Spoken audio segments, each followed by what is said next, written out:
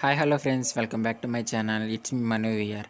ఈడేంటి చాందంపులు మొలకొచ్చినవి చూపిస్తున్నాడని అనుకుంటున్నారా? అయితే రండి, ఈరోజు మనం మొలకొచ్చిన చాందంపులను అయితే నాటుకుందాం. మీలో ఎవరైనా ఇలాగే చాందంపులు ఎప్పుడైనా నాటారా?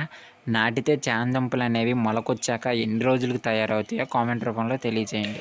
ఈ విధంగా మొలకొచ్చిన చాందంపులు అనేవి 3 కుదుర్లుగా పెట్టాను. ఆ మొలకొచ్చిన చాందంపు మొక్కలు నాటాక నీళ్ళు అనేది జోరుగా పోసాను. నెల రోజుల తర్వాత చాందంపు మొక్కలు అనేది ఈ విధంగా వచ్చాయి.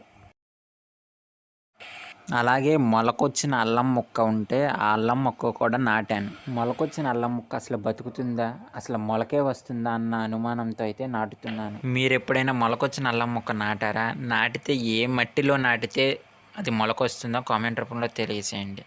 ఫైనల్గా మనం నాటిన అల్లం మొక్క అయితే నెల రోజుల తర్వాత ఈ విధంగా మొలకొచ్చింది. ఇంతే ఫ్రెండ్స్, నా వీడియోస్ కనుక నచ్చినట్టయితే లైక్ చేయండి, షేర్ చేయండి అండ్ మరిన్ని వీడియోస్ కోసం నా ఛానల్ సబ్స్క్రైబ్ చేసి